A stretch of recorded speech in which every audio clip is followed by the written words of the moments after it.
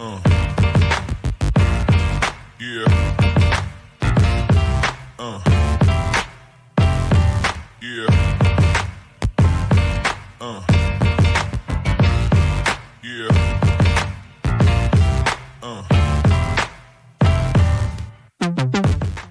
Hey there, welcome to Ask TJ About Marketing. I'm your host, Terry Johnson from Terry Johnson Online. I'm a marketing specialist and I have several years' experience in marketing research, marketing strategy, and advertising. So, we're here today to talk about basic marketing questions that you may have, and you want to get that information because you want to grow your business or your brand online, on social media. Everybody's doing that right now. So you may have some marketing questions that you need answers to. So this is the place where you'll get those answers.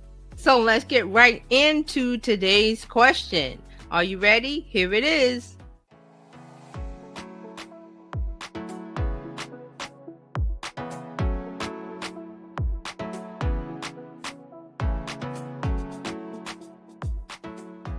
Hey everybody, welcome to another week of Marketing Talk, where we talk about everything about marketing strategy to grow and build your business online. So usually I will bring a topic that, something that's new, something that's going on. But I read an article this week that I was like really upset about. Well, it upset me. I don't know. Maybe it's just me because I'm immersed into marketing strategy and marketing and content marketing, social media marketing, and everything like that.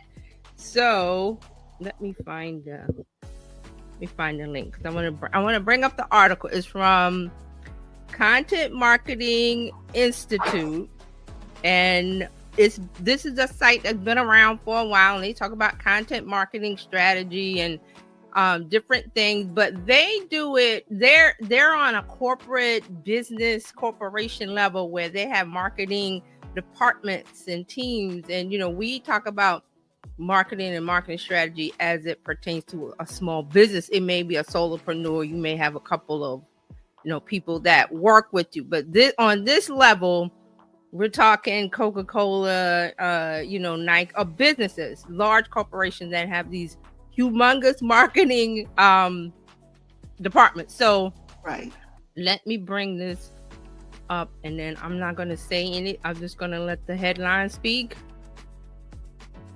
Now let me zoom this in because I'm going to read a little bit of it. So I want to zoom this in for me and for you guys, because the text, I'm going to read a little bit and then we're going to talk about it. Let me zoom this in. So go ahead. And this is from Content Marketing. Oh, they just did the story. Content Marketing Institute. I believe this was started by a man called Joe Paluzzi, and he's been doing this for a while. Let me see if I can go real quick to their about. Here we go. Okay, so CMI, they call themselves CMI, Content Marketing Institute, exists to do one thing: advance the practice of content marketing through online education and in-person digital events. We create and curate content experiences that teach marketing and creators from enterprise brands, they say small businesses, but I'm like, this article doesn't serve us. Small businesses and agencies how to attract and retain customers through compelling multi-channel storytelling. Okay, good. I was trying to see something that said how long they've been. Here we go. So CMI was founded by Joe Paluzzi in 2011. Joe is an entrepreneur, speaker, and author on content marketing, believed passionate that there was a better way for brands to market. So I believe he sold it in 2016. Now let me go back. Let me go back to the. Oh, I never left. Okay. See, that's the thing. So you guys have been seeing that. Right. I was reading the article because I forget that when you click a link, it doesn't go over. Oh, but okay. So let's just hear what this person has to say before Let me put the link in the chat so you guys read on your own. But we are going to go through it. Okay, here's the link. Hey, Dr. Tanti. Hey, Dr. T. All right, so I'm going to switch over. Is this big enough? Yeah, I can see. I can see it well. Okay. So let me switch over to that tab because I'm going to read it. So I saw this dated November 2nd, 2023. This is recent. And it said, is social media even worth it anymore? Rethinking Social Media by Jody Harris. I'm going to give her credit. And all these articles, they have a listen to. You can listen to. They have it in voice format. And I just want to read like the beginning. Gone are the days when social platforms sent significant traffic to publisher and brand websites. Today, platforms want to keep eyeballs and engagement within their digital walls. So they go in to talk about the near constant changes to algorithms affecting social reach, lawsuits alleging the major social platforms called societal harm, potential costs for participating, and the possibility that the hot new platform everyone's buzzing about might become yesterday's news in no time. You may start to question whether it makes sense to invest your finite, which is is limited, time, budget, creativity, energy on social media at all. Now, there's a person called Michael Brenner. He's the CEO of Marketing Insider Group, another marketing site that's they've been around for a while. He is telling his clients to spend less time and budget on social media. Here's his quote. Our research tells us social media only generates 2% of traffic and leads for most companies. And paid social is only 2%. Focus your efforts where the people are willing and ready to engage. So the rest of the article goes in some advice, which we'll talk about, but I just saw this and I went okay. So back to his little point right there, and he said that it only invests where the people engage. Where does he think they are?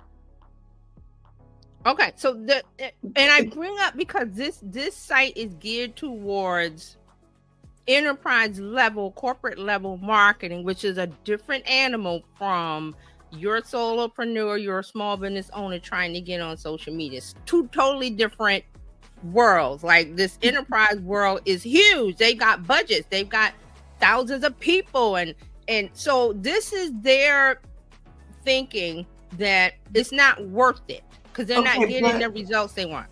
But where do they think the people are hanging out?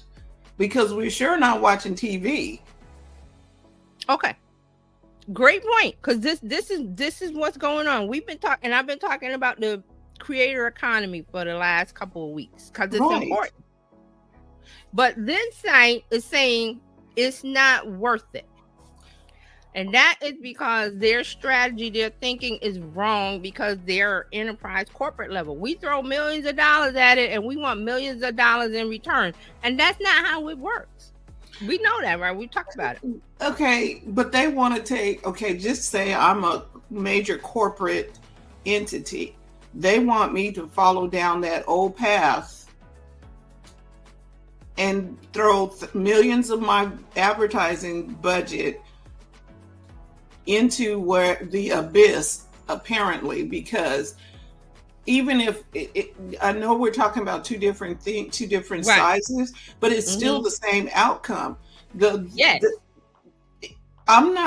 would I spend more money in an area that doesn't work? I'd rather take my chances with the 2% over on social that is working. This is where they're on this level, they're thinking millions of dollars. They're thinking big. And we talked about social media being this small, intimate, micro influencers, macro influencers with 1,000 followers or, less than 1,000 or 5,000, whatever that small number to them. Mm-hmm. And we're seeing that you're getting engagement. And this is another part of social media. I talk about everybody thinks it's an ATM machine for some reason. Social media is an ATM machine. You walk up, you put your card in, you punch it, and the dollars just fly out of that little slot. No. So this goes to show me that there is wrong thinking or misguided thinking on all levels with social media. Right, because you know who did this well? and it worked well for them. Ooh. T-Mobile. The CEO for T-Mobile was out in the park in New York City, talking to people, answering tweets, and had a rapport. And it worked. People. And it worked. What did he do? Did he spend millions of dollars on ad agencies and big sets and big budget ads and Super Bowl ads? Super Bowl ads work if you got the money. But what I'm saying is, he was like, oh, let me go to the park with my T-Mobile phone and go out and talk to the people, my customers. He talked to the people. They still talk to people. And they have what is it, Tuesday something, T-Mobile Tuesdays, and they talk. They sending me stuff on my phone saying, here's the latest deals or whatever. But they did it. He got outside. Yes, they still do commercials. For a human behind a corporation decided to come out of the corporation and go amongst the people, his customers, future customers, present customers. Hey, what do you think about T-Mobile? Hey, what do you like about it? Hey, what don't you like? And he was honest too. And because they was firing stuff like, well, I don't like the fact that well, thank you for letting us know about that. We'll get right on it. And he was answering questions. And sharing his lunch and doing. I was like, okay. That's because inside of a corporation, most of the time it's siloed. The easiest thing to do is to ask your customer. And Gary talks about this a lot. That when he worked with his father's wine store, he would go and ask them, well, who bought, who was the last person that purchased something? Where's their phone number? Punch it up, call. I want to talk to them. And they were like, what? Yeah, I want to talk to the last 5 customers. And he would just talk to them. Like, hey, how you doing? This is Gary. Da, da, da, da. I just wanted to see if you're satisfied with your last purchase. What can we do better? How can we improve? And he got more customers out of that, because when you have a customer, you want to keep them. How do you keep them? By making them happy. How do you know how to make them happy? You ask. And see, a social media is a part of that too, where you take that data and you turn it into content that's going to attract new customers, new eyeballs, and keep the old ones happy. But you're already doing that when you're talking to them and sending them coupons or sending them thank you notes or whatever it is. It's the process of talking. So these businesses, these corporations have marketing departments that they don't want to talk to a single customer that's bought for them. They might send out a little. It's all transactional. They want sales, but you get sales by being human and having a relationship with your customer. See, yeah, it's the easiest thing, but it's hard for them to do. Meanwhile, a solopreneur, a small business owner, that is the easiest thing to do, because you don't have like billions of sales. You have, like Gary said, give me the last 5-10 customers. I'm calling them up. And granted, that's the kind of person he is. He likes to talk, and you have to be that kind of person. But you don't have to be him. You could just think about it in your way. How can I send an email? Now, this can work too if you have another person in your company that's passionate as you are. They can be the spokesperson that says, person. Hey, you're front man, or that person that knows how to talk to people. And you know what I mean? There are people that they just know how to talk to people, and one of them became president of the United States knowing how to talk to people. Doesn't make them a popular or a good person. They just know how to connect with people. And that's what you need. If that's not you, you can Fiverr it, hire somebody, practice it yourself, go to a speaking, whatever it is. Right. You put that time into it and you decide, well, is it worth more for me to give this task to somebody else? Because it's an easy task for somebody that likes to talk. Oh, I know how to talk to people. I was watching a basketball game last night, and they had some guy talking to the fans. I'm like, who is this dude? but he was in there. He was just some fan, another fan that was passionate about the team, and he's talking to the other fans and had the mic and sharing Right. stuff. Well, you know, that is endearing. It's like it's one of us talking to us. That's why in sports commentating and that job, you have to be personable. Just like that. There's I can't remember this guy name. I watch a little bit of football. There's a guy that does one of the NFL shows on Sundays. I think it was a comedian, or he was just like a regular fan, and he just started making videos that were funny and stuff. And now that guy's a commentator. I think it's on CBS Sports. I'm not sure the guy. I just know him when I see him. Like, he's very comedic.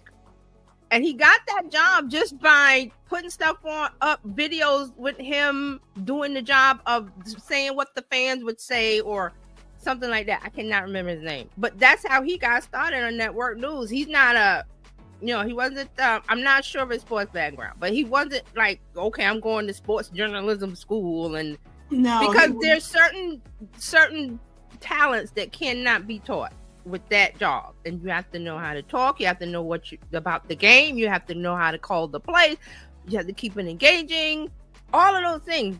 It's like juggling a bunch of balls, but some people are easy at, they find that easy to do, and some people are like, I don't want to do that.